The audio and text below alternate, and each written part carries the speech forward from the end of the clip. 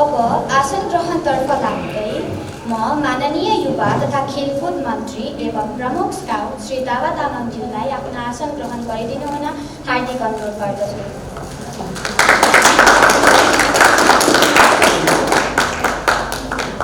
साथै नेपाल स्काउटका राष्ट्रिय संयोजक श्री लोक बहादुर भण्डारी लगायत उपस्थित सम्पूर्ण अतिथिज्यूहरूलाई आफ्नो आसन हाम्रा विद्यार्थी साथीहरूको मनमा उठेका जिज्ञासाहरू सम्माननीय प्रधानमन्त्रीज्यू समक्ष राखिदिए। उहाँसँग बसेर मैले पनि हेर्ने गरेको छु।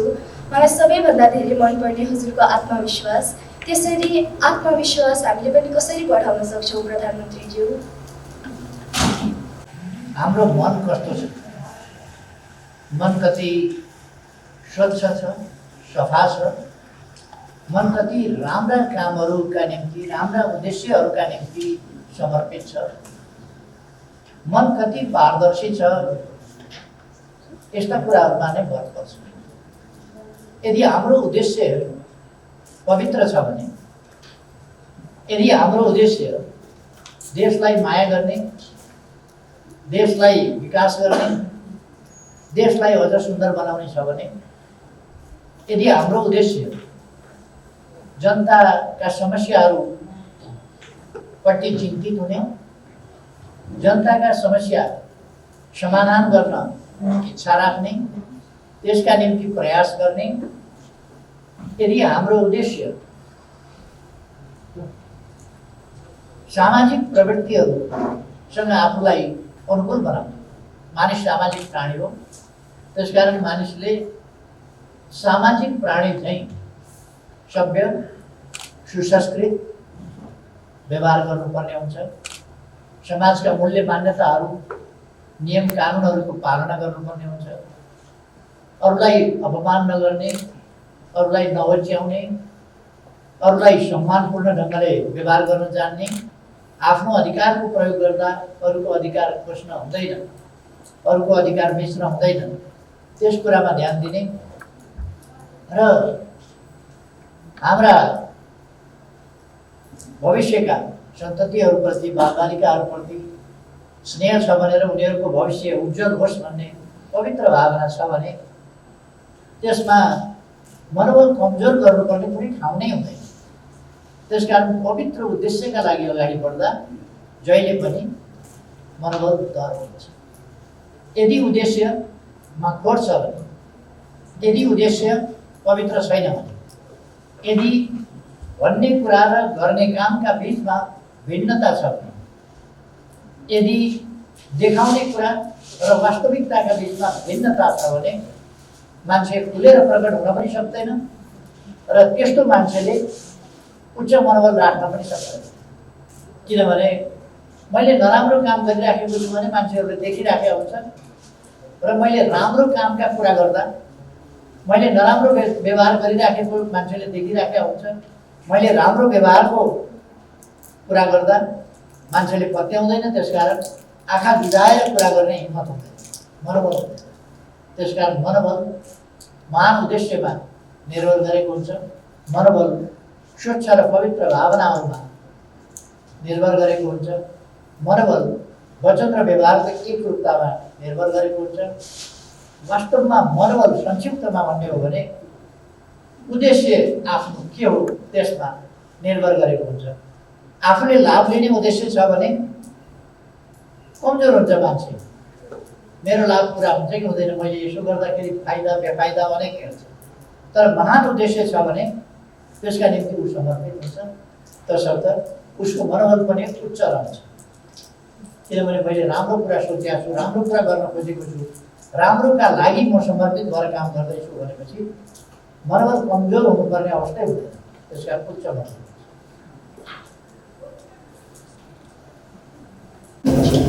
हामी अझै पनि विद्यालय जान सकेका छैनौँ। त्यसको कारण भनेकै कोरोनाको कमर। हाम्रो देशमा चाहिँ कोरोनाको भ्याक्सिन कहिलेसम्म आइपुग्छ?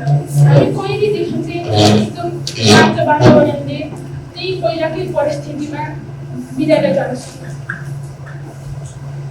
करोडौँ मानिसहरूलाई त्यसले बिरामी बनाइसकेको छ र एउटा आतङ्कको को कहाँ कति बेला बिरामी हुने हो, को कति बेला कोरोना सङ्क्रमित हुने हो, त्यसबाट मान्छे चिन्तित छ। अहिले म बोलेको बेला मात्रै यो मास्क खोलेको छु, किनभने मेरो डिस्टेन्समा मात्रै भाइ बहिनीहरू हुनुहुन्छ र त्यसले गर्दा मैले मात्रै खोलेको छु। अरू सबै साथीहरूले मास्क लगाइराख्नै गर्छ। अर्थात् हामी खुल्ला ढङ्गले बोल्न पाउने, खुल्ला ढङ्गले नजिकै बसेर इन्टरेक्सन गर्न पाउने, आदान प्रदान विचारहरूको गर्न पाउने, नजिकै बसेर कुराकानी संवाद गर्न पाउने त्यस स्थितिमा पनि छैन। जसले गर्दा बालबालिकाहरूको स्वास्थ्य अलिक नाजुक हुन्छ।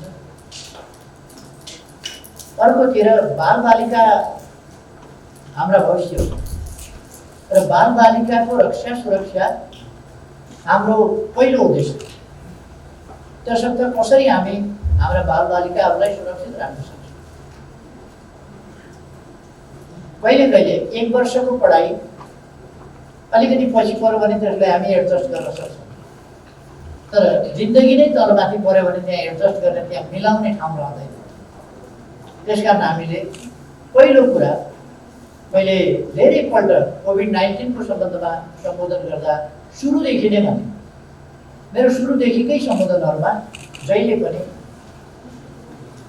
जनताको जीवन रक्षा हाम्रो पहिलो कर्तव्य हो भनेर मैले उद्घोष गरेँ। Life is first. अरू कुरा भन्दा कसैले लिबर्टीका कुरा गरे।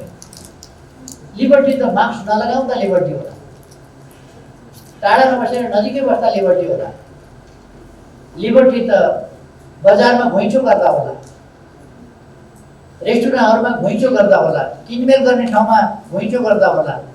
तर यस्तो लिबर्टीका नाउँमा जहाँ ज्यान जाओस्, त्यस्तो लिबर्टीका नाउँमा आवेगयुक्त लिबर्टीका कुरा गर्नु वाञ्छनीय हो। त्यसकारण हामीले लाइफ फर्स्ट पहिले जनताको जीवन पहिलो कुरा हो। जीवन बाँच्यो भने लिबर्टी चाहिन्छ, जीवनै रहेन भने लिबर्टी के गर्छ? कोही पनि जीवित नरहेको मान्छेलाई लिबर्टी चाहिँदैन, स्वतन्त्रता चाहिँदैन। त्यसकारण लिबर्टी चाहिन्छ जिउँदो मान्छेलाई। त्यसकारण जिउँदो रहनु पहिलो कुरा हो। यसर्थ बालबालिकाको स्वास्थ्यलाई ध्यानमा राखेर बालबालिकामा सङ्क्रमण हुन नपाओस् भनेर, बालबालिकालाई पढाउने शिक्षक शिक्षिकाहरूमा सङ्क्रमण हुन नपाओस् भनेर, अन्य प्रकारका सङ्क्रमणहरू शिक्षालयमा प्रवेश गर्न नपाऊँ भनेर, त्यस कारणले गर्दा बालबालिकाको सुरक्षालाई ध्यानमा राखेर नै हामीले विद्यालय सञ्चालन यथावत रूपमा गर्न सकिरहेका छैनौँ। अझै यथावत रूपमा सञ्चालन गर्न नसके पनि हामीले यसबिच मैले यो कोभिड-19 सुरु हुनभन्दा अलिक अगाडिदेखि डिजिटल नेपाल, 4G को विस्तार, इन्टरनेटको विस्तार, यस्ता पक्षहरूलाई जोड दिएर अनलाइन सेवाहरूदेखि लिएर कामहरूको विस्तार र समग्रतामा भन्ने हो भने डिजिटल नेपालको कन्सेप्टले मलाई लाग्छ भाइ बहिनीहरूलाई याद होला। म सिङ्गापुरमा बिरामी भएर बसेको बेला मैले सिङ्गापुरबाटै पहिलोपल्ट हाम्रा मन्त्रीज्यूहरूसँग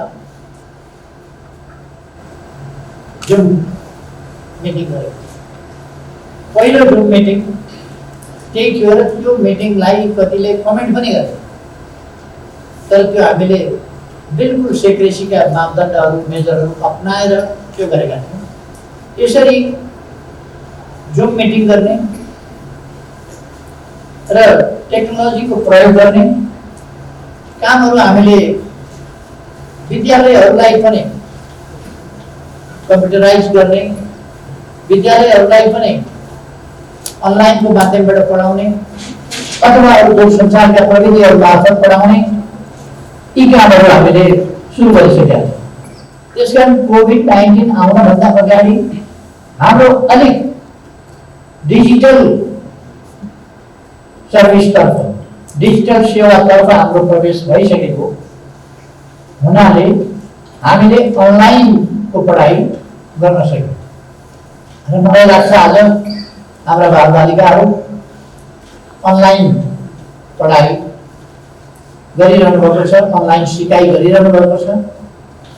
अब अर्को यसको दोस्रो पाटो कहिलेबाट भ्याक्सिन आउला, कहिलेबाट नेपालीहरूले भ्याक्सिन प्राप्त गर्ला, कहिलेबाट यस सङ्क्रामक महामारीको सङ्क्रमणलाई नियन्त्रण गर्न सकिएला, कहिलेबाट हाम्रा विद्यालयहरू खुल्ला र सुचारू ढङ्गले हामीले पढ्न पाउँछौँ। यसको सम्बन्धमा सरकार अत्यन्तै गम्भीरताका साथ तयारी गरिरहेको छ र छिटैभन्दा छिटै भ्याक्सिन ल्याउनका लागि आज पनि हामी छलफल गरिरहेका थियौँ। निजी क्षेत्रलाई पनि भ्याक्सिन ल्याउनका लागि अनुमति दिने र सरकारको तर्फबाट पनि सकेसम्म छिटो भ्याक्सिन ल्याउने र सबभन्दा पहिला फ्रन्ट लाइनमा रहेका स्वास्थ्यकर्मीहरू, डाक्टरहरू, नर्सहरू र अरू सुरक्षाकर्मीहरू, त्यसपछि ज्येष्ठ नागरिक र अरूहरू गर्दै सबै नेपालीहरू जसलाई भ्याक्सिन आवश्यक छ या भ्याक्सिन आवश्यक हुन्छ त्यो सबैमा भ्याक्सिन पुर्याउने गरी हामी तीव्र तयारी गरिरहेका छौँ। हामीले विश्व स्वास्थ्य सङ्गठनबाट कोभ्याक्स प्राप्त गर्छौँ, त्यो अलिकति ढिलो हुन सक्छ। त्यसकारण त्योभन्दा अगाडि नै हामीले किनेर सकेसम्म हाम्रो प्राथमिकता हाम्रा छिमेकी देशहरूमा बनेको, छिमेकी देशहरूमा हाम्रो जस्तै हावापानी अथवा खानपिन आदि इत्यादिले हामीसँग मिल्दोजुल्दो खालको परिस्थितिमा प्रयोग गरिने भ्याक्सिन, त्यसमा परीक्षण गरिएको भ्याक्सिन बढी उपयोगी हुन सक्छ। त्यसकारण हामीले त्यसमा जोड दिएका छौँ र त्यस सम्बन्धी प्रक्रियाहरू अगाडि बढेको छ। म यति जानकारी गराउन चाहन्छु। राम्रो कुरा हो। अब यसले यस्तो जघन्य अपराधलाई हटाउँछ भन्ने हामीले कसरी विश्वास गर्छौँ? मानिसले कानुनको पालना गर्ने, मर्यादाको पालना गर्ने र सबभन्दा बढ्ता महत्त्वपूर्ण कुरा त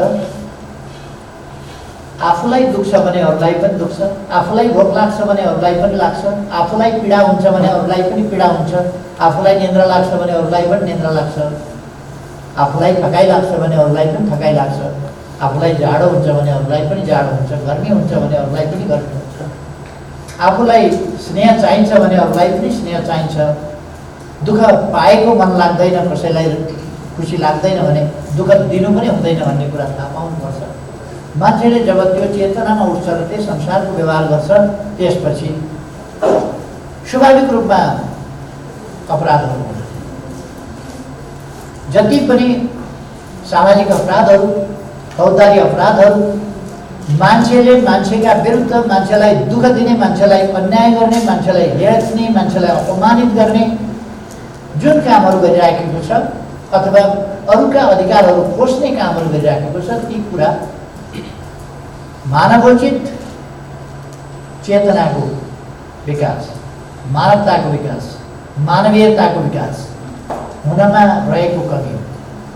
त्यसकारण यस दिशामा हामीले समाजलाई शिक्षित, चेतनशील, मानवोचित र सामाजिक मर्यादित समाज र कानुनको परिपालना गर्ने समाजको रूपमा विकास गर्न सक्यौँ भने त्यस्तो अवस्थामा मानिसले अपराध गर्दैन।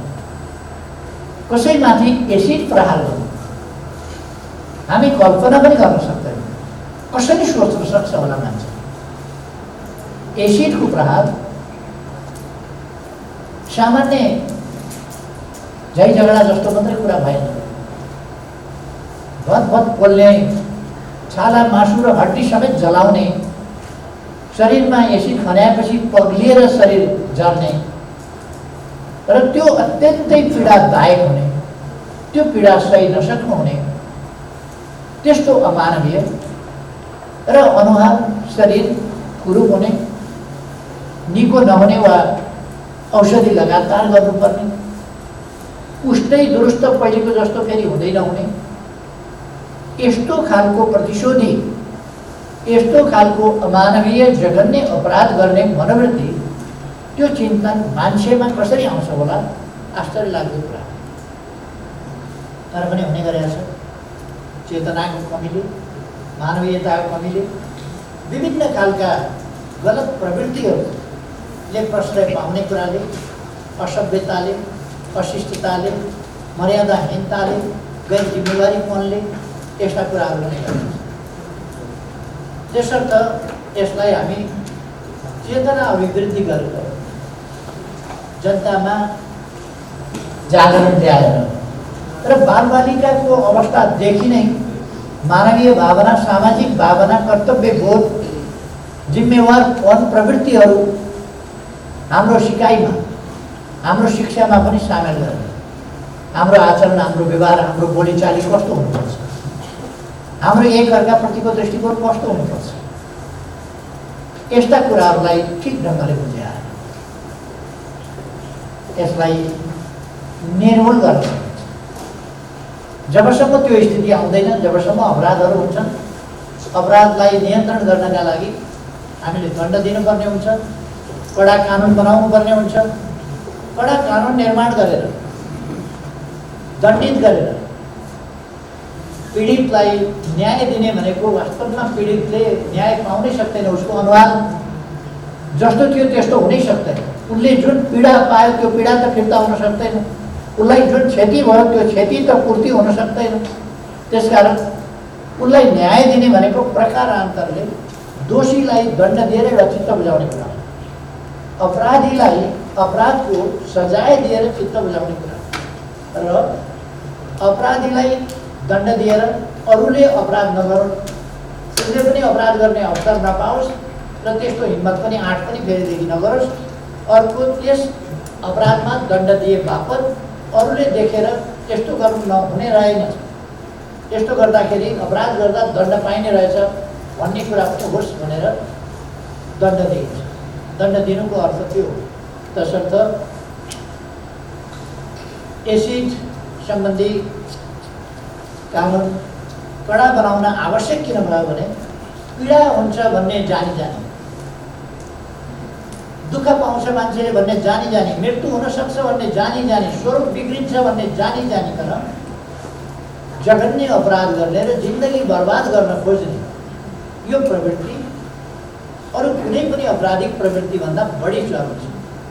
त्यसकारण हामीले यसमा अरूभन्दा बढी कडा सजायको व्यवस्था गरेका छौँ। हालसालै भर्खरै हामीले कडा सजायको व्यवस्था गरेका छौँ।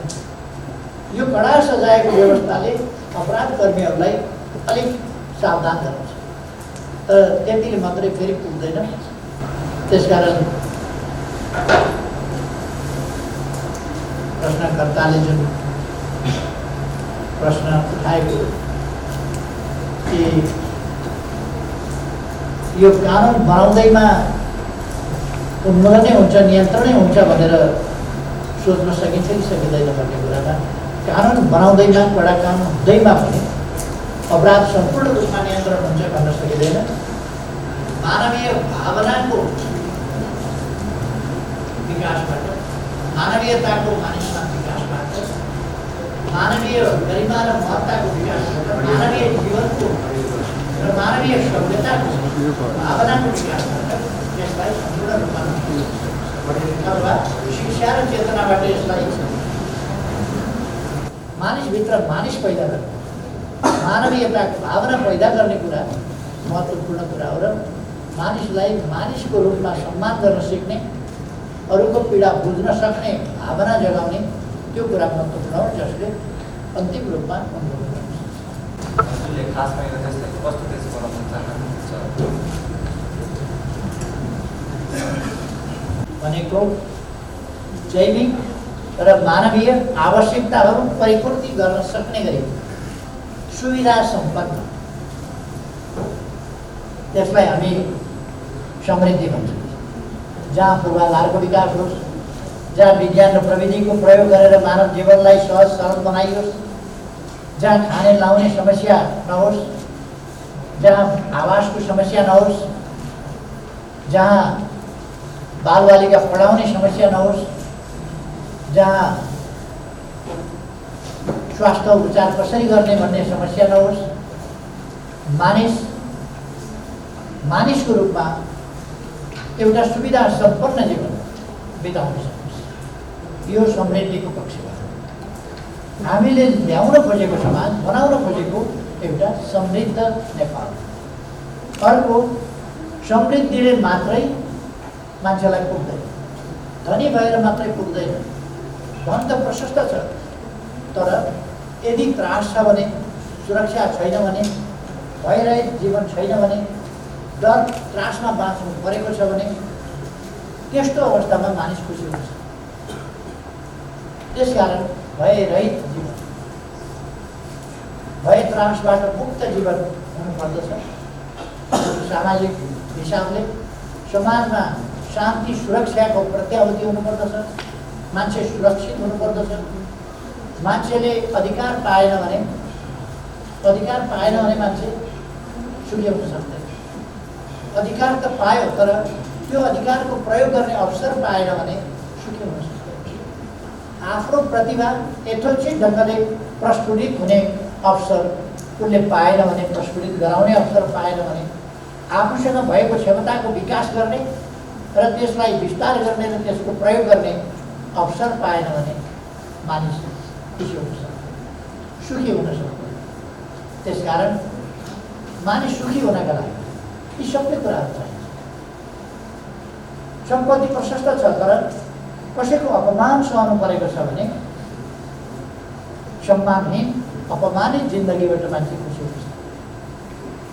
त्यसकारण स्नेह प्राप्त गर्ने, बुढेसकालमा हेरचाह गर्ने मान्छे होस् अथवा हेरचाहको प्रबन्ध होस्, सामाजिक सुरक्षा होस्, के खाउँ के लाउँ, कसले हेर्छ, कसले पकाएर खुवाउँछ, त्यस्तो खालको अवस्था नहोस्।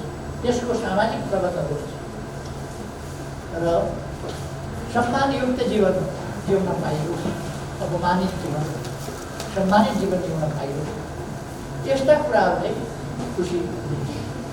त्यसकारण हामीले हाम्रो राष्ट्रिय आकांक्षा भनेको समृद्ध नेपाल, जहाँ समृद्धि छ र त्यो सामाजिक न्याय र समानतासहित समान समृद्धि कामसहित समृद्धि भएपछि त्यो समृद्धि सबैले उपभोग गर्न पाउने, सबैको भागमा त्यो समृद्धि पर्ने, त्यो सम्पन्नता सबैको भागमा पर्ने, त्यो प्रणाली हामीले स्थापना गर्न खोजेका हौँ, त्यो व्यवस्था ल्याउन खोजेका हौँ र त्यस्तो अवस्था ल्याउन खोजेका हौँ। त्यसै गरेर समृद्ध नेपालसँगै सुखी नेपाली जनता समृद्ध मात्रै हुने होइन, सुखी हुनुपर्छ। हाम्रो समाज सभ्य हुनुपर्दछ, आधुनिक हुनुपर्छ, वैज्ञानिक हुनुपर्छ, उन्नत हुनुपर्दछ र सुरक्षित र सम्मानित हुनुपर्दछ। उसको जीवन पूर्ण अवस्थादेखि जीवन छैन, सम्मानपूर्ण सुखी जीवन, भयरहित जीवन जिउन पाउनुपर्छ, क्षमतामूलक जीवन जिउन पाउनुपर्छ। यसभित्र थुप्रै पक्षहरू, थुप्रै कुराहरू, यसभित्र थुप्रै कुराहरू समेटिएका छन्। म धेरै समय नलिनका लागि यी सबै पक्षहरूमा जान्छु। यति भनेको छ समृद्ध नेपाल र सुखी नेपाल हाम्रो राष्ट्रिय आकांक्षा हो। हामीले त्यो राष्ट्रिय आकांक्षा प्राप्त गर्न प्रयास गरिरहेका छौँ र त्यो हामी साकार पारेका छौँ। त्यसलाई अगाडि बढाउने कुरा सबै हाम्रा बालबालिकाहरू। हामी महिलाहरूको सम्बन्धमा हिजोका पुराना थोत्रा मान्यताहरू, केही गलत मान्यताहरू वञ्चाएर सम्मानजनक, समतामूलक, बराबरीको हकवाला समाज निर्माण गर्न चाहन्छौँ महिलाहरूका लागि। हाम्रो पुराना शास्त्रहरूले पुरानो समाजमा भन्ने गरिन्थ्यो, यत्र नार्यस्तु पूज्यन्ते रमन्ते तत्र देवता। अर्थात् जहाँ नारीहरू पुजिन्छन्, जहाँ महिलाहरू पुजिन्छन्, त्यहाँ देवता पनि रमाउँछ, अथवा समाज सुखी हुन्छ, समाज खुसी हुन्छ। हामी महिला अस्मिता, हाम्रो समाजले ज्यादै उच्च महत्त्व पनि दिन्छ, सम्मान पनि गर्छ। तर त्यसमा पनि बालिकाहरू, अझ ससाना बालिकाहरू, उनीहरू वास्तवमा कुनै हिसाबले पनि कुदृष्टि लगाउन सक्ने खालको कुरा हुन्छ। तर यो समाजमा केही त्यस्ता घटनाहरू हुने गरेका छन्। बालिकाहरू बलात्कृत हुने दुःखद घटनाहरू। मान्छेको जातले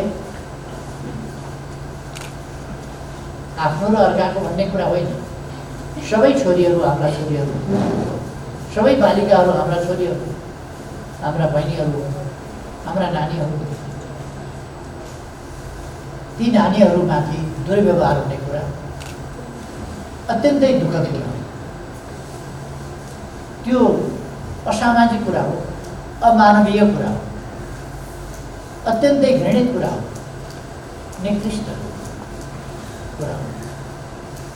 यो अपराधहरूमध्ये धेरै ठुलो अपराध, जसमा यौनजन्य भावना पलाएको पनि छैन, त्यस्तोमा कसैले आफ्ना अवांछित, अनुचित खालका कुण्ठाहरू पोखेर अरूको जिन्दगी बर्बाद गरिदिन्छ। त्यो असाधारण जघन्य अपराधभित्र गरिन्छ र त्यो असाधारण जघन्य अपराध हो। त्यस अपराधलाई रोक्नका लागि समाजले विभिन्न समयमा विभिन्न प्रयासहरू गर्दै आयो। तर समाजकै कोही पतित व्यक्तिहरू, कोही आपराधिक मनोवृत्तिका व्यक्तिहरू, आपराधिक प्रवृत्तिका व्यक्तिबाट त्यस्ता कुराहरू पनि हुने गरेका छन्, जो दुःखद। तिनीहरूलाई रोक्नका लागि सरकारको तर्फबाट कानुनहरू निर्माण गरिएको छ र अहिले हालसालै बलात्कार जन्य कुराहरूलाई आपसमा मिलेर मिलापत्र गराउने, आपसमा मिलेर बस्छ भन्ने मिलापत्र गराउने, ढाकछोप गराउने, लुकाउने र त्यस्तो कुराहरूलाई लुकाउन दबाब दिने समाजका नाउँमा, या विभिन्न हिसाबले त्यसलाई दबाउन, लुकाउन र मिलापत्र गर्न, पीडितलाई दबाएर मिलापत्र गर्न लगाउने, प्रलोभनमा पार्ने वा त्रासमा पार्ने, त्यस्ता कुराहरूबाट, न्यायबाट वञ्चित गराउने खालका कुराहरूलाई हामीले दण्डनीय भनेका छौँ र अहिले भर्खरै पनि हामीले तत्सम्बन्धमा कानुन जारी गरेका छौँ। त्यसले अब पीडित बालिकाहरू, पीडित बालकहरू पीडित भइरहनु पर्ने, आफ्नो पीडा दबाउनु पर्ने, अरूको स्वार्थका लागि मिलापत्रको पात्र भइदिनु पर्ने, अरूको स्वार्थका लागि आफू बलिदान भइदिनु पर्ने, त्यस स्थितिलाई कानुनी रूपमा हामीले अन्त्य गरेका छौँ। कानुन कार्यान्वयनको हिसाबले अब त्यस्ता अपराधमा मिलापत्र गराउने पनि दोषी हुन्छ र सजायको भागी हुन्छ। त्यसो गर्दा दबाब दिएर, करकापमा पारेर, कहिले कहिले गरिब, निमुखा, पीडितकै अभिभावकहरू र आफन्तहरूलाई पनि त्यहाँ साथी बनाइएको हुन्छ। त्यसकारण मिलापत्र गराउनेमा सहभागी भनेर उनीहरू आफै पीडित हुन्छन्, त्यसमाथि सजायको भागी बनाउनु वाञ्छनीय हुँदैन। त्यसकारण हामीले बलजफ्ती सहभागी गराइएकाहरू, पीडितका अभिभावकहरू वा पीडितका नातेदारहरू, उनीहरूलाई जसलाई दबावका साथ दबाव दिएर प्रकापमा पारेर प्रलोभन वा धाक धम्की त्रासमा पारेर मिलापत्रमा सहभागी साक्षी गराइएको छ भने त्यस्तोलाई कारबाही हुँदैन। तर जसले गराउँछ, जसले गराउन खोज्छ त्यस्तोलाई कारबाही हुन्छ। त्यस हिसाबले सञ्चार क्षेत्रमा जुन प्रगति भएको छ, सञ्चार क्षेत्रमा जुन क्रान्ति भएको छ, सञ्चार क्षेत्रले खास गरी 20औं शताब्दीमा जुन उचाइ गएको छ, त्यस कुराको प्रतिफल व्यापक रूपमा राम्रो छ। तर त्यसका केही नकारात्मक पक्षहरू, नराम्रा पक्षहरू पनि छन्। त्यसकारण ती कुराहरूबाट बालबालिकाहरू आफै पनि अलग बस्नु, आफै पनि टाढा बस्नु र त्यस्ता कुराहरूबाट शिक्षा पनि लिन जरुरी हो कि कस्ता घटनाहरू हुँदा रहेछन्, कस्तो कुराबाट जोगिनु पर्ने रहेछ। यस्तो कुराहरूमा पनि सावधान हुनु जरुरी पनि छ। र म आग्रह गर्न चाहन्छु कि सबैका प्रयासमा अभिभावकहरू विशेष रूपमा सजग हुन जरुरी छ र सरकार यसमा सजग छ। सरकारका प्रयासहरू कानुनी रूपमा पनि हामीले हालसालै पनि यस सम्बन्धमा कडाइको व्यवस्था गरेका छौँ। मिलापत्र गराउन नपाउने, मिलापत्र गराउने दोषीहरूलाई कारबाही गर्ने जस्ता कुराहरू गरेका छौँ। यसले यो हृदय विदारक, अमानवीय र अत्यन्तै मानव जातिकै लागि कलङ्कको रूपमा भएको महिलामाथिको हिंसा, दुर्व्यवहार र खास गरी बलात्कार जस्ता कुराहरूलाई नियन्त्रण गर्ने प्रयास सरकारले अगाडि बढाएको छ। म यहाँहरूलाई जो जानकारी गराउन फोहोरी खेल परिवर्तन छ। तर हजुर सानैदेखि नै राजनीतितर्फ लाग्नुभयो। अहिले हजुर देशको प्रधानमन्त्री समेत बनिसक्नुभएको छ। अब पालो हाम्रो त होला। हजुरको के सुझाव रहेको छ हामी जस्ता बालबालिकाहरूलाई? मेरो सुझाव के छ भने अहिले बालबालिकाले राजनीति गर्ने बेला भएको छैन। राजनीति गर्ने उमेर होइन। कुनै कुरा कुन समयदेखि गर्ने भन्ने हुन्छ, त्यसको समय हुन्छ, पहिलेदेखि गर्ने। राजनीति अनि वयस्क भएपछि पहिले नानीहरूले, बाबुहरूले मताधिकार पाएका छन्, किनभने साना भएर मत पनि हाल्न पाउँदैन भने अरू थप राजनीति गर्न त हुने रहेछ भन्ने कुरा। यो बालबालिकाले राजनीति धेरै गर्ने, तर राजनीति समाजमा नभई नहुने कुरा हो। समाजको प्रबन्ध गर्ने, सुप्रबन्ध गर्ने, समाजलाई स्थितिमा हिँडाउने, विधिमा हिँडाउने, समाजलाई समाज जस्तो बनाउने, अराजक अनुशासनहीन भिडतन्त्रबाट सुव्यवस्थित सामाजिक प्रबन्धमा ल्याउने काम सरकारले नै गर्छ। विकासका योजना, विकासका प्रयास यी सबै पनि बजेट बनाउने, योजना बनाउने, नीति बनाउने, तिनको कार्यान्वयन गर्ने, त्यसको अगुवाई गर्ने काम पनि सरकारले नै गर्छ। त्यो राजनीतिबाटै हुन्छ। सरकार राजनीतिको हुन्छ, सरकारका विभिन्न संस्थाहरू राजनीतिका हुन्छ र अरू संस्थाहरू पनि कम बेस राजनीतिका उपज हुने गर्छ। तसर्थ राजनीति कस्तो बनाउने, राजनीति कसरी गर्ने? राजनीति भनेको जाल, जेल, कपट। राजनीति भनेको बेइमानी, ढाँट छ। त्यसलाई राजनीति ठान्ने मान्छेहरू पनि भेटिन्छ। तर हामीले राजनीतिलाई देश र जनताको सेवा गर्ने एउटा पवित्र माध्यमको रूपमा लिनु। राजनीति भनेको देश र जनताको सेवा गर्ने पवित्र माध्यम। दुईटा कुरा एकैचोटि हुन सक्दैन। आफू बन्ने, देश बनाउने, आफ्नालाई हेर्ने वा जनतालाई हेर्ने, यो दुईटा कुरा एकैचोटि हुन्छ। आफ्ना हेर्न थाल्यो भने जनता हेर्न भ्याइँदैन किन आफ्नालाई पुकार्नु पर्यो। जनता हेर्न थाल्यो भने जनताका लागि काम गर्ने हो भने फेरि आफ्नातिर ध्यान दिन सकिन्छ। त्यसकारण आफ्नाहरूका निम्ति कि देशका निम्ति जनताका निम्ति, आफ्ना निम्ति कि अरूका निम्ति, मुख्य प्रश्न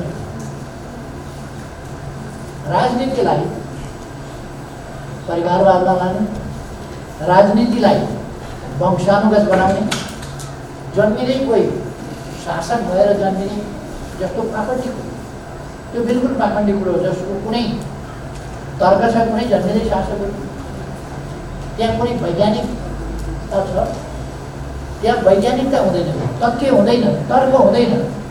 कुलका आधारमा, जातका आधारमा, वंशका आधारमा, रङका आधारमा, लैङ्गिक प्रश्नका आधारमा कुनै हिसाबले कोही श्रेष्ठ हुने जन्मिँदै कोही चाहिँ नीच हुने त्यस्तो हुँदैन। सबै समान जन्मिन्छन् र त्यत्तिकै समान ढङ्गले हुर्किने र क्षमता अनुसारका आफ्ना रुचिका विधामा प्रगति गर्ने र त्यसमा आफ्नो क्षमता प्रदर्शन गर्ने त्यो अवसर सबैले पाउँछ। त्यसका निम्ति राजनीति हुनुपर्छ जहाँ सबैले अवसर पाउँ, सबै अगाडि बढौँ, सबैका लागि काम गरियोस्। त्यो राजनीति वास्तवमा राजनीति गर्नु भनेको एउटा त्याग गर्नु, राजनीति गर्नु भनेको कमाउनु हो।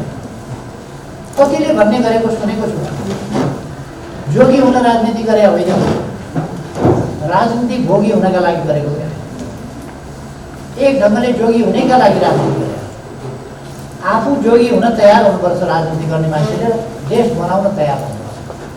त्यसो भनेर राजनीति भनेको सुन्दाखेरि सबै तर्सिनेहरू राजनीतिको टुप्पोमा बस्ने मान्छेहरू, शासनको टुप्पोमा बस्ने मान्छेहरू जोगी जस्तै हुनुपर्छ। उनले मेरो छोरी अर्काको छोरो, पहिली मेरो छोरी भन्न पाइँदैन। समान अवसर दिनुपर्छ, प्रतिस्पर्धा गर्न दिनुपर्छ, जो योग्य छ त्यसलाई अगाडि बढ्नु दिनुपर्छ। त्यसो भएर राजनीति फोहोरी खेल होइन, तर राजनीतिलाई फोहोरी खेल बनाइएको छ। राजनीति आफै फोहोरी खेल होइन, बागमती आफै प्रदूषित भएको होइन, प्रदूषित बनाइयो। गङ्गा आफै प्रदूषित भएको होइन, गङ्गा प्रदूषित गरिएर प्रदूषित भयो। समुद्रहरू आफै प्रदूषित भएका होइन, सहर आफै प्रदूषित भएको होइन, प्रदूषित बनाइएर हुन्छ। प्रदूषण आफै बनाइएर हुन्छ र प्रदूषित हुन दिनु हुँदैन। राजनीति स्वच्छ बनाउनुपर्छ, स्वच्छताका साथ काम गर्नुपर्छ। त्यसो गर्दा आडम्बर भन्ने एउटा, गर्ने एउटा कुरा, त्यस्तो राजनीति हुनुपर्छ। राजनीति देश र जनताप्रति हुनुपर्छ, देशभक्तिपूर्ण हुनुपर्छ। जुन देशमा हामी जन्म्यौँ, जुन देशमा हामी हुर्क्यौँ, जुन देशमा हामी बसिरहेका छौँ, जुन देशको अन्न पानी फलफुल खाइरहेका छौँ, त्यसबाट बाँचिरहेका छौँ, जुन देशको पानी पिएर हाम्रा नसामा त्यो देशको पानी बगिरहेको छ, जुन देशको हावामा हामी सास फेरिरहेका छौँ र सास फेर्नुको हावाको यति ठुलो महत्त्व छ, यदि हामीले 2 मिनट सास गर्न पाएनौँ भने हामी मर्छौँ। 2 मिनट 3 मिनट सास, बढीमा 3 मिनट सास फेर्न पाएन भने मस्तिष्कमा अक्सिजन पुग्न पाउँदैन, मस्तिष्क डेड हुन्छ। मस्तिष्क मृत भयो भने, मस्तिष्क मर्यो भने मानिस स्वतः मर्छ। मृत्यु हुने भनेको मस्तिष्कको मृत्यु। मस्तिष्क मरेपछि सबै जीवन सिद्ध, किनभने त्यसपछि बाँकी केही रहन्छ। यस्तो महत्त्वपूर्ण प्रकृतिप्रति हाम्रो इमान्दारिता हुनुपर्छ, यस्तो देशप्रति इमान्दारिता हुनुपर्छ। वातावरण, इकोसिस्टम, वातावरणीय सन्तुलन, यसमा हाम्रो ध्यान जानुपर्छ। हामी किन भन्छौँ? किनभने त्यसबाट नै हामी बाँचेका छौँ, त्यसबाटै हाम्रो जिन्दगी चलेको छ। त्यसर्थ हामीले स्वच्छ राजनीति गर्नुपर्दछ, सफा राजनीति गर्नुपर्दछ, देशका लागि राजनीति गर्नुपर्दछ, जनताका लागि राजनीति गर्नुपर्छ, आजको लागि राजनीति गर्नुपर्दछ र भोलिका लागि राजनीति गर्नुपर्छ। आजका जनताको हेरविचार गर्नुपर्छ, तिनको खुशाली हेर्नुपर्दछ र भोलिका लागि हाम्रा बालबालिकाहरू, हाम्रा सन्ततिहरूको भविष्य सुखद, सुन्दर र राम्रो होस् भनेर हेर्नुपर्छ। हाम्रा भोलिका सन्ततिका लागि यो धरती बस्न योग्य होस्, स्वस्थ रहोस्, त्यो कुरा हेर्नुपर्छ। र सामाजिक सुप्रबन्ध, स्वच्छ समाज, शान्तिपूर्ण समाज त्यो हुनुपर्छ। आज मान्छे स्वार्थका लागि मृत्युको व्यापार गर्न उद्धत छ। स्वार्थका लागि, आफ्नो स्वार्थका लागि, आफ्नो अहङ्कारका लागि, आफ्नो अहङ्कार प्राप्तिका लागि जस्ता सुकैको कर्म गर्न तयार छ। जनताले, यही धरतीका मानिसले सीताफल खान पाइरहेको छैन, तर करोडौँ अरबौँ डलर खर्च गरेर परमाणु अस्त्र बनाएर चाङका चाङ लगाएर राखिरहेका छ। 1000 पल्ट पृथ्वी ध्वस्त पार्न पुग्ने गरी त्यसरी हतियारहरू बनाइरहेका ध्वस्त बनाइराखेका छ, लडाइँ लगाइदिइराखेका छ, जातको भिडन्त गराइदिइराखेका छ, धर्मको भाषाको भूगोलको भिडन्त लगाइदिइराखेका छ। त्यसकारण राजनीति फोड, हतियार बेच्नका लागि युद्ध लगाइदिन्छ, आफू मध्यस्थताको शुल्क लिनका लागि झगडा लगाइदिन्छ। उनीहरू दुईजनाको झगडा लगाइदियो अनि मिलापत्र म गराइदिन्छु, शुल्क ल्याउ। झगडा लगाइदिने अनि मिलापत्र गराउन, झगडा यस्तरी लगाइदिने कि उनीहरू थप्पड हान गरून्, घाइते हुन्, वर्ष कसैको दाँत पुग्लियोस् अनि मिलापत्र गराउन जाने र त्यसका लागि शुल्क लियो। भएन भने उनीहरूले हातले सकेनन् भने उनीहरूलाई लट्ठी बेच्ने, लट्ठीले हात, त्यसलाई त्यो लट्ठीले राख्नुपर्छ अनि लडाइँ गर्नु। त्यो भएन भने खुकुरी हान्न गराउनु अनि मिलापत्र गराउनु। यो व्यवसाय दुनियाँमा चलेको छ। त्यसकारण राजनीति फोहोरी खेल जस्तो लाग्छ। राष्ट्रलाई ठगेर, राष्ट्रको ढिकुटी ठगेर मानिसहरू व्यक्तिगत सम्पत्ति आर्जन गरिराखेका छन्, धन आर्जन गरिराखेका छन्। घर, घडेरी आदि इत्यादि, गाडी सुविधा थुप्रो जोडिराखेका छन्। त्यसकारण राजनीति फोहोरी जस्तो लाग्छ। जनताको गाँस खोसेर आफ्ना निम्ति पारिरहेको, जनताको पेट मारेर आफ्ना निम्ति अथाह सम्पत्ति थुपाइरहेको। त्यसकारण राजनीति फोहोरी लागिरहेको छ। राजनीतिको फोहोरी पक्ष पनि छ, त्यसलाई हामीले इन्कार गर्नुपर्दछ, त्यो फोहोरी पक्षलाई निषेध गर्नुपर्दछ, त्यसलाई घृणा गर्नुपर्दछ र राजनीतिलाई स्वच्छ राजनीतिमा लानुपर्दछ।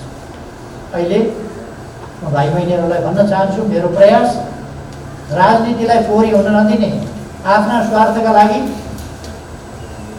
मानवीय विनाश गराउने खालका प्रवृत्तिहरू, आफ्ना स्वार्थका लागि द्वन्द्व भिडाउने प्रवृत्तिहरू, आफ्ना स्वार्थका लागि जनता भिडाउने प्रवृत्तिहरू, आफ्ना स्वार्थका लागि कार्यकर्ता भिडाइदिने प्रवृत्तिहरू यी घिनलाग्दो।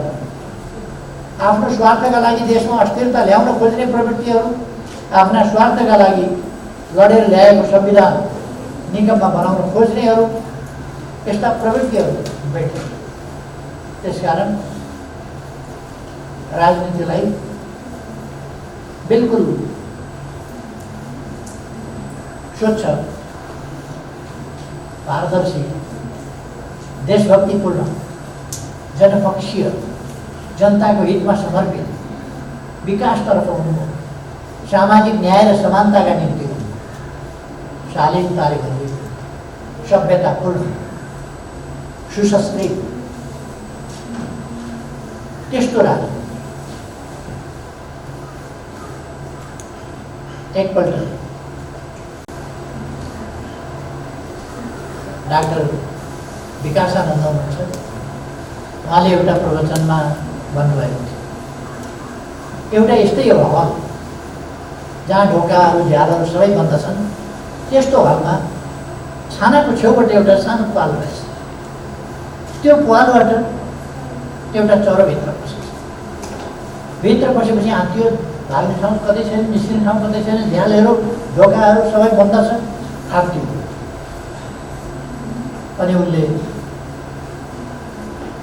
त्यो पाल देख्यो जहाँबाट ऊ आएको थियो।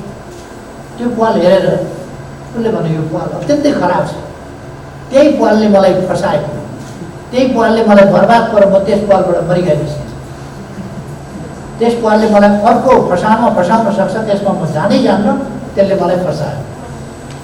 त्यसकारण राजनीति त्यस्तै त्यो पाल जस्तै हो, जसले भित्र फसायो भने त्यसै पालबाट हामीले निकास पनि गर्नुपर्छ।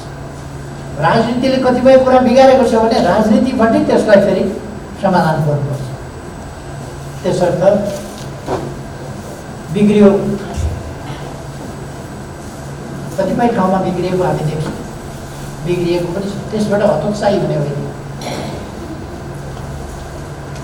हामी सम्हाल्छौँ, सम्हाल्ने कामको नेतृत्व मैले गर्छु र तपाईँहरूले सिक्ने कुरा नराम्रो नसिक्नुहोस्।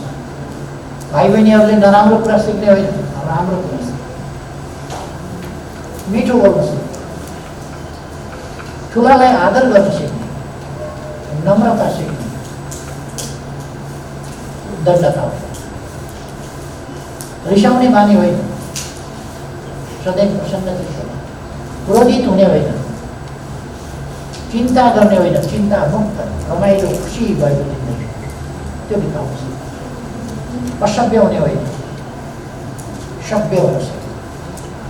आफूभन्दा सानाहरूलाई माया स्नेह गर्न सक्छ, आफू बराबरसँग मित्रता गर्न सक्छ, आफूभन्दा ज्येष्ठ पाकाहरूलाई सम्मान गर्न सक्छ, एक अर्कालाई मद्दत सहयोग गर्न सक्छ, एक अर्काको उन्नति प्रगतिमा ईर्ष्या डाह नगर्ने, आफ्नो प्रगति गर्न खोज्ने तर ईर्ष्या डाह नगर्ने। ईर्ष्या डाहले मान्छेलाई चिन्तित बनाउँछ।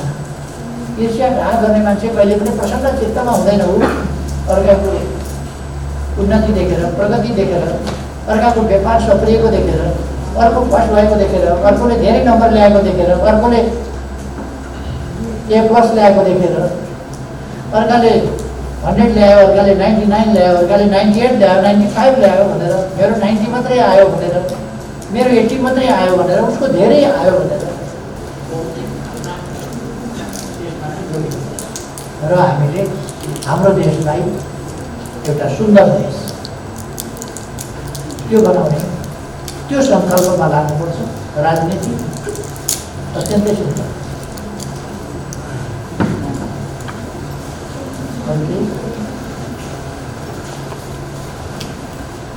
प्रधानमन्त्रीजी, हजुर यस देशको प्रधानमन्त्री, हजुरका लागि हामी बालबालिकाहरू के हो? मेरा लागि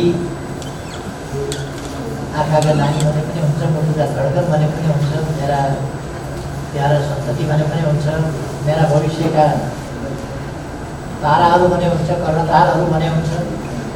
मैले सबभन्दा बढी मन पराउने चिज बालबालिका, केटाकेटीहरू, बालबालिकाहरू, ससाना बालबालिकाहरू, तिनीहरूमा म देशको भविष्य देख्छु। तिनीहरूकोमा म यस धरतीको भविष्य देख्छु। यदि मानव जाति हुँदैन थियो भने अझ अगाडि बढ्छ, पृथ्वी हुँदैन थियो भने यो सौरमण्डलको, यो जगतको, चराचरको केही पनि अर्थ छैन। यी सबै ढुङ्गा माटाका पिण्ड, पृथ्वी हुँदैन। पृथ्वी छ र सौरमण्डलको मन छ। पृथ्वीमा यदि जीव हुँदैन थियो भने पृथ्वी कोही सुखा ढुङ्गा मात्र, तर के हुन्छ? जीव छ, त्यसकारण पृथ्वी महत्त्वपूर्ण छ। जीवको सुन्दरता, पृथ्वीको सुन्दरता, हिमालको सुन्दरता, गङ्गाको सुन्दरता, छहराको सुन्दरता, पुतलीको सुन्दरता, काँपे मुनालको सुन्दरता, मयूरको सुन्दरता, यी सबै सुन्दरताहरू मान्छे हुँदैन थियो भने कसले थाहा? गुलाबको सुन्दरता कसले थाहा पाउँछ? अरू जीवहरू त, मान्छे बाहेकका अरू जीवहरू त कलर भुलाएको किन कलर ब्लाइन्ड हुन्छन् भने उनीहरूमा सौन्दर्य चेत हुँदैन, त्यस कारण उनीहरू कलर ब्लाइन्ड हुन्छ। उनीहरूले यहाँ फुलेको रातो, पहेँलो, सेतो, अरू विभिन्न रङहरू, हरियो, त्यो चिन्दैन, ब्ल्याक एन्ड व्हाइट। त्यसकारण उनीहरूले सुन्दरता बुझ्दैन। मानव जाति यस्तो हो जसले उसको आँखामा सुन्दरता छ, उसको चेतनामा सुन्दरता छ, उसको मस्तिष्क श्रेष्ठ छ। मानव जातिको मस्तिष्कमा असाधारण पोटेन्सियल छ, असाधारण पोटेन्सियल, जसले प्रकृतिभित्र रहेको साधारण पोटेन्सियललाई बुझेर चिनेर विज्ञान र प्रविधिको यसरी उन्नति गरेको छ। मानिसको मस्तिष्कमा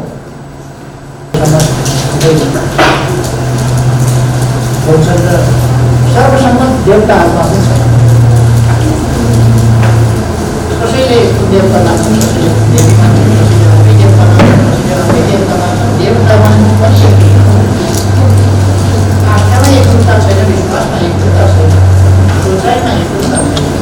यो अस्वाभाविक छ। किनभने मान्छे उस्तै छ तर मान्छे फरक छ। त्यसै कारण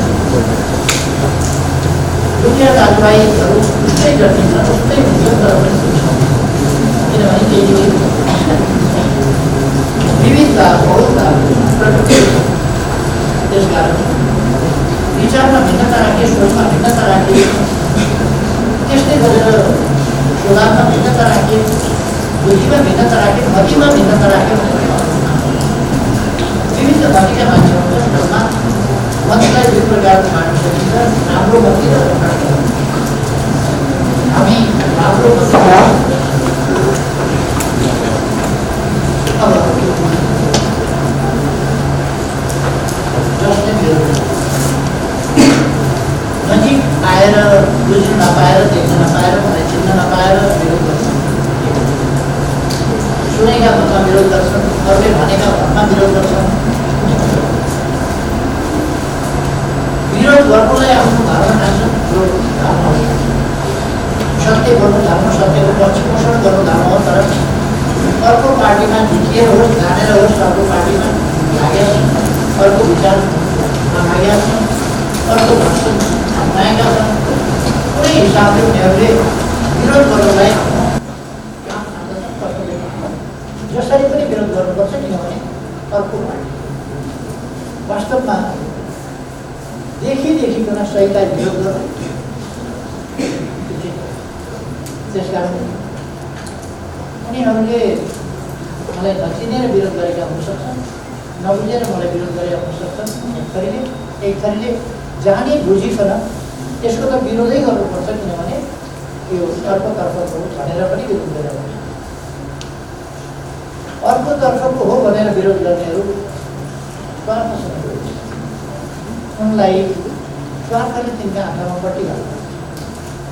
उनीहरूको संलग्नताले सत्यलाई छोडेको छ। उनीहरू कहीँ संलग्न छन्, त्यसकारण विरोध गर्नु परेको छ। उनीहरू सत्यको नजिकतिर त्यो संलग्नताले जान दिँदैन। त्यसकारण उनीहरू कतै संलग्न, कतै अनुबन्धित छन्, कतै बाँधिएका छन्। त्यसकारण त्यस धाम्रोले, त्यस गोरीले, त्यस साङ्ग्रोले उनीहरूलाई अन्त जान्छ। कोही थुनिएका छन्, देख्छ, तर उनीहरू भोका भारहरू जान्छ। त्यसकारण त्यस्ता भारहरू, बन्देजहरू, साङ्गाहरू, गोरीहरू, त्यस्ताहरूका बन्देजमा विरोध गरिरहेका छन्। त्यसकारण हामीले त्यसरी विरोध गर्ने, त्यो विरोधलाई उनले लोकतन्त्रको अनुभक्त ढङ्गले प्रयोग गरेको छ। जो नबुझेर, धेरै मान्छेहरूले नबुझेर विरोध, अर्काको भनाइ सुनेर, विरोधीहरूले गरेका अपव्याख्याहरू, झुटा कुराहरू, अफवाहहरू फैलाएका त्यसलाई सुनेर, मेरो बारेमा गलत व्याख्या गरिएको छ त्यसलाई सुनेर उनीहरूलाई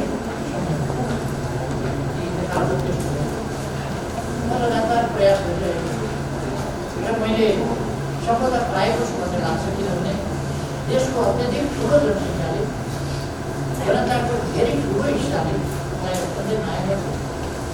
त्यसकारण म यस मामलामा जनतालाई भ्रमबाट मुक्त पार्न सफल रहेको छु।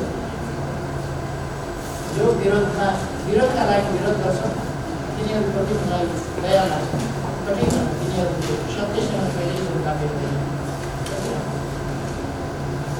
हुन सक्दैन। त्यसकारण बालबालिकाहरू अभिभावकले यदि रोजगारी पाएनन् भने, उनीहरूको आय आर्जन हुन सकेन भने, उनीहरूले कठिन जिन्दगीको सामना गर्नु पर्यो भने उनीहरूले आफ्ना बालबालिकालाई छोराछोरीहरूलाई सरकारको तर्फबाट ज्यादै गम्भीरताका साथ ध्यान दिइरहेका छन्। अरू कोही? श्री जुदोदय माध्यमिक विद्यालयमा अध्ययनरत क्लास कक्षा 9 मा अध्ययनरत छात्रा करिश्मा कुँवर श्री जुदोदय स्काउट ट्रुपको तर्फबाट सबैजनालाई न्यानो अभिवादन। व्यवसायको लागि व्यवसायकै च्यानल बनाएको छ, न्युजको लागि न्युजकै च्यानल बनाएको छ। त्यसै गरी हामी विद्यार्थीहरूलाई, हामी बालबालिकाहरूलाई पनि शिक्षाको लागि एउटा यस कार्यक्रमबाट हाम्रो सानी छोरीले गरेको प्रश्न विद्यालयका सञ्चालकहरूले सुनेको हुनुपर्छ, किनभने यो कार्यक्रम लाइभ प्रसारण भइरहेको छ। त्यसकारण यो प्रश्नमाथि अवश्य नै यो प्रश्नमा अभिभावकहरूको मर्का परेको होला। सायद विद्यालयहरूका पनि समस्याहरू त होलान्, तर पनि विद्यालय नखुल्ने, पढाइ नहुने, तैपनि शिक्षकहरू स्थायी भएको हुनाले शिक्षकको जीविकाको लागि तनखा दिइरहनु पर्ने, विद्यालयका गाडी छन् तिनलाई कहिले कहिले बिग्रिन नदिनका लागि चलाइरहनु पर्ने, त्यहाँ ड्राइभर छ ड्राइभरलाई व्यवस्था गर्नुपर्ने, विद्यालयहरूमा गार्डन होला या खेल्ने ठाउँहरू होला तिनलाई पुसपास सरसफाइ गरिरहनु पर्ने, पढाइ मात्रै सबै कुरा हुँदैन, बेन्चहरू पुछेरै राख्नुपर्ने हुन्छ, डेस्कहरू पुछेर राख्नुपर्ने हुन्छ र अरू बोर्डहरू सफा राख्नुपर्ने हुन्छ। ती कुराहरूका लागि पनि खर्चको समस्या होला। त्यसकारण विद्यालयहरूले केही रकम लिएका होलान् भन्ने मलाई लाग्छ, किनभने त्यो विद्यालय खुलेका थिए, विद्यालय बस्न लायक नभएको अवस्था हुनु भएन, बस्न लायकको विद्यालय चाहियो। शिक्षकहरू अन्तै गइसकेका हुनु भएन, विश्वविद्यालय खुलेका थिएन, त्यहाँ हाजिर हुने स्थिति हुनु पर्यो, त्यसका लागि उनीहरूलाई जीविका चलाएरै बाँच्न दिएरै फेरि राख्नु पर्यो। यस्ता समस्याहरू होलान् केही, तर पनि यस सन्दर्भमा म विद्यालय व्यवस्थापन समितिहरू, विद्यालयका सञ्चालकहरू, विद्यालयका ओनरहरू उहाँहरूलाई ध्यानाकर्षण गराउन चाहन्छु। यो हाम्रो चेलीले भनेकी छन्, त्यस कुरामा सबैको यथोचित ध्यान जाओस्। अन्तर्राष्ट्रिय सम्बन्ध तथा ईस्वी सनको नयाँ वर्ष 2021 को सन्दर्भमा हाम्रा सम्पूर्ण बालबालिकाहरूको सुस्वास्थ्यका लागि, सफलताको लागि, प्रगतिको लागि म धेरै धेरै शुभकामना व्यक्त गर्न चाहन्छु। त्यसै गरेर सबै साथीहरूमा यहाँ उपस्थित भएका मात्रै होइन, यहाँ उपस्थित नभएका पनि नेपालका सम्पूर्ण बालबालिकाहरू र विश्वभरिकै बालबालिकाहरूमा नयाँ वर्षको शुभकामना भन्न चाहन्छु। यो कार्यक्रमको यस रूपमा हामी सायद तेस्रो पल्ट आयोजना गरिरहेका छौँ। यसभन्दा अघि गएका 2 वर्षहरूमा हामीले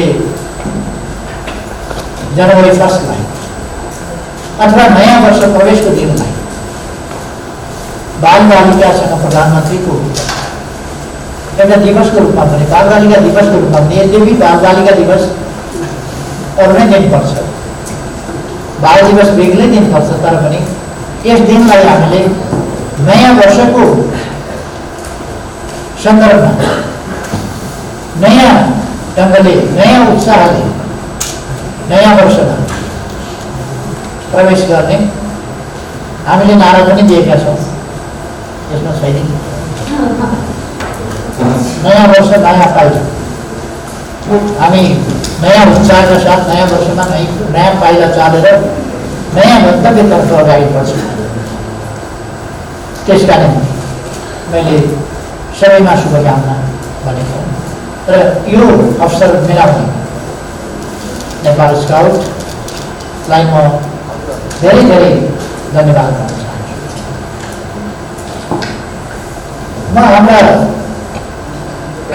बालबालिकाहरूलाई भन्न चाहन्छु, हाम्रा स्काउटहरूलाई भन्न चाहन्छु र सबै युवाहरूलाई भन्न चाहन्छु, खास अरू सबैलाई पनि भन्न चाहन्छु। तर म किशोर किशोरीहरू अर्थात् बालबालिकाहरू र युवाहरूलाई भन्न चाहन्छु, हामीले हाम्रो गौरवपूर्ण इतिहास सम्झनु पर्दछ।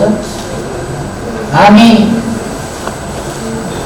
वीर र विद्वान पुर्खाका सन्तान हौँ भन्ने कुरा हामीले सधैँ सम्झनु पर्दछ। हाम्रो धरतीलाई हामीले चिन्नुपर्दछ। हाम्रो धरती विश्वमा ज्ञान पैदा गर्ने ठाउँ नै यही, यहाँबाट ज्ञान पैदा भयो। म भाइ बहिनीहरूलाई भन्न चाहन्छु, कतिपय हाम्रा कोर्सबुकहरूमा बेटी कुराहरू पनि लेखिएका छन् जो हामीले सच्याउनु पर्नेछ। बेटी के लेखिएको छ भने कोर्सबुकहरूमा ग्रेभिटेसनको थ्योरी कसले पत्ता लगायो भन्दा ग्रेभिटेसनको थ्योरी न्युटनले पत्ता लगाए भनेर लेखिएको छ, जुन कुरा सत्य होइन। न्युटनले 15औं-16औं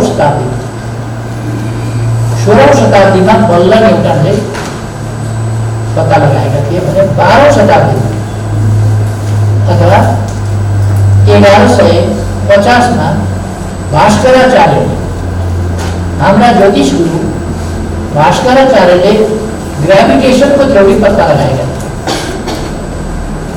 1210 में प्रकाशित उनको कृति सिद्धांत शिरोमणिमा भास्कराचार्यले ग्रेभिटेसन के हो, फर्किन भइदिएर जान्छन्, जुन कुराले ग्यालिलियोलाई हैरान पारेको थियो, न्युटनलाई हैरान पारेको थियो, त्यो कुरा उनले त्यसै बेला 1150 में पत्ता लगाएका थिए र 1210 में प्रकाशित उनको सिद्धांत शिरोमणि भन्ने पुस्तकमा छापिसके।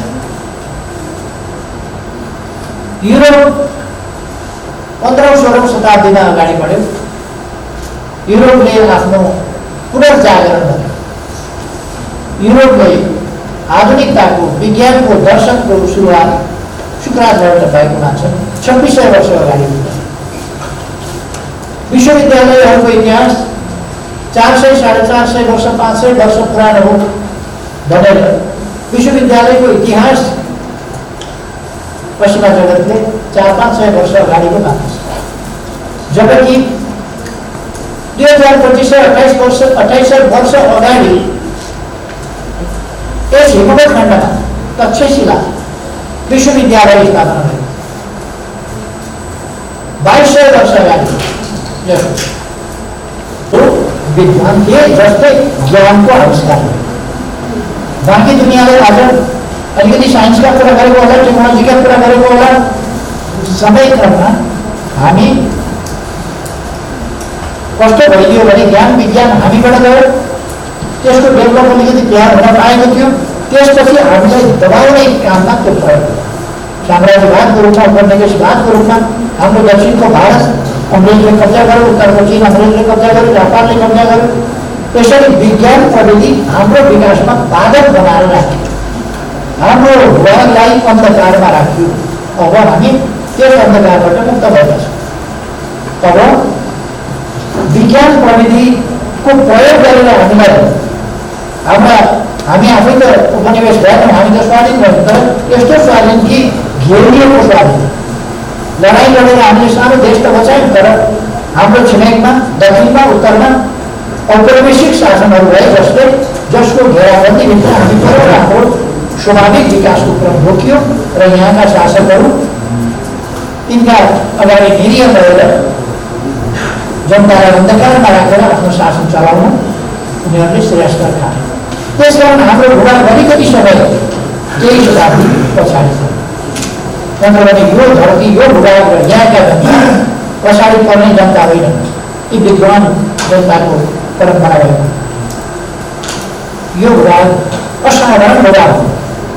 मैले थुप्रै ठाउँमा भन्ने गरेको छु, यो भूभाग यस्तो प्रकृति हो जहाँ डाँफे मुनाल हुन्छ। हिमाल हुँदैन, डाँफे मुनाल हुँदैन, यहाँ हुन्छ। मैदान हुँदैन, मय हुँदैन, यहाँ हुन्छ। ठुला ठुला देशहरू छन्, रुस ठुलो छ, अमेरिका ठुलो छ, चीन ठुलो छ, अरू थुप्रै देशहरू ठुला छन्, गैँडा जन्मिँदैन, गैँडा हुँदैन यहाँ। यो सानो देश छ, तर यहाँ गैँडा ठुलो गैँडा जन्मिन्छ। यो सानो देश छ, अलगा अलगा हिमाल हुँदैछ। यो सानो देश छ, ठुलो हात्ती यहीँ जन्मिन्छ। यो सानो देश छ, यहीँ ठुला ठुला विद्वान ऋषि मुनिहरू जन्मिन्छ। यो सानो देश छ, यही साना देशबाट कविताले जस्तै हाम्रो हात सानो छ, तर सानो हातले देश उठाउन सक्छ। संसारलाई ज्योति यो सानो ठाउँले दिएको थियो, त्यो कुरामा भाइ बहिनीहरूले सम्झिनु पर्दछ। हामी विद्वान पुर्खाका सन्तान हौँ र हामी फेरि पनि विद्वान हुन सक्छौँ, विद्वान हुनुपर्छ। विद्वान घाटेर छलेर हिँड्दैन, मेहनत गरेर। मैले गत वर्ष पनि भनेको थिएँ, सफलताको रहस्य इमान्दारी हो। जसले इमान्दार प्रयास गर्छ ऊ सफल हुन्छ। त्यसकारण इमान्दारीका सफलताको श्रीमन्त्र होइन, शर्त रहस्य कसरी सफल हुन्छ। अर्को कुरा हाम्रा पूर्वज, हाम्रा पुर्खा बहादुर छन् भन्ने कुरा। 1815 ब्रिटिस इन्डियासँगको हाम्रो लडाइँ अथवा ब्रिटिसहरूको हाम्रो लडाइँबाट ब्रिटिसले तोप लिएर आएको थियो। हाम्रा पूर्वजहरू खुकुरी लिएर गए, तर तोपलाई पराजित गरेर हाम्रा पूर्वजहरूले यो देश बचाएका। त्यसपछि उनीहरू आश्चर्यचकित भए। हाम्रा बहादुर पुर्खाहरू तोप लागेर भरेर उनीहरू मरिसकेपछि पनि के गर्ने, मैले एउटा बहादुर मान्नु पर्यो। यति बहादुर मान्छे मैले कहिले देखाएको थिएँ, तर यति बहादुरको लडाइँ हो, मैले हत्या गर्नु पर्यो। सलाम छ सलाम, विरोधीले पनि सलाम गर्न लायकका बाद हाम्रा पूर्वज। यसै कारण ब्रिटिस इन्डियामा ब्रिटिस धरती लाहौर जाने भन्ने चलन त्यसरी सुरु।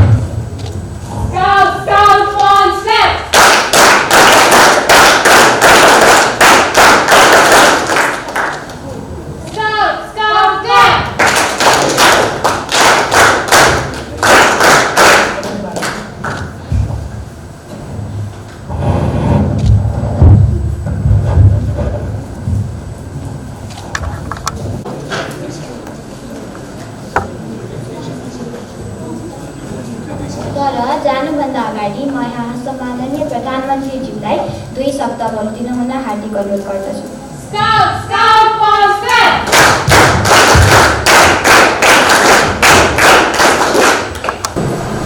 Yes.